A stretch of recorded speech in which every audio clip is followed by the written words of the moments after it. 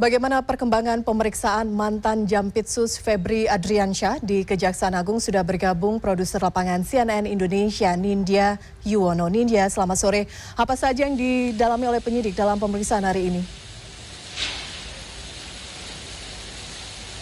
Selamat sore Elvira, betul sekali kasus tindak pidana pencucian uang yang dilakukan oleh Febri Adriansyah ini memasuki babak barunya begitu ya Elvira. Untuk hari ini Febri Adriansyah ini sudah datang ke Kejaksaan Agung untuk dilakukan pemeriksaan perdana oleh Kejaksaan Agung. Kalau kita melihat di awal penetapan sebagai tersangka ini cukup menarik gitu ya Elvira. Untuk hari ini Febri Adriansyah ini mengenakan rompi dan juga diborgol tangannya. Ini menandakan bahwa ini adalah ciri khas dari tahanan dari Kejaksaan Agung begitu Elvira. Jadi cukup berbeda dari awal penetapan sebagai tersangka. Nah, untuk saat ini Elvira Febri Adriansyah ini masih berada di dalam gedung Kejaksaan Agung. Kami masih menunggu statement resmi dari pihak Kejaksaan Agung dan juga ataupun pihak dari kuasa hukum Febri Adriansyah bagaimana hasil dari pemeriksaan perdana untuk hari ini. Kalau kita melihat Elvira beberapa hari sebelum hari ini memang penyidik dari Kejaksaan Agung ini sudah memeriksa sejumlah saksi tambahan begitu. Ada sekitar 20-24 saksi tambahan yang baru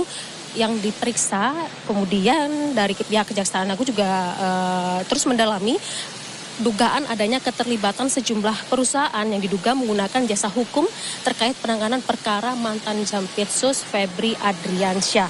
Nah, Elvira, untuk babak baru dari kasus tindak pidana pencucian uang yang dilakukan oleh Febri Adriansyah ini juga memasuki babak barunya, tidak hanya pemeriksaan sejumlah saksi tambahan, ini juga ada penetapan tersangka baru yaitu NH yang saat ini sudah ditahan selama 20 hari ke depan di rumah tahanan Kejaksaan Negeri Jakarta Selatan. Nah, kalau dari sisi kuasa hukum Febri Adriansyah yaitu Febri Diansyah ini menyebut untuk perlawanan begitu kepada Kejaksaan Agung, pihak dari Febri Adriansyah ini menggunakan dua pra-peradilan.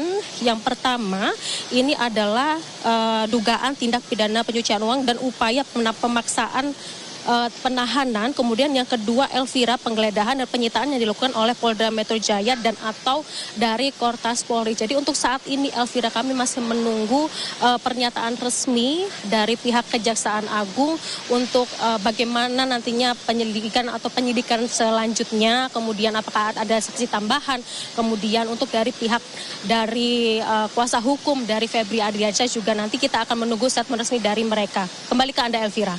Terima kasih Nindya Yuwono untuk update informasi untuk hari ini di Newsroom.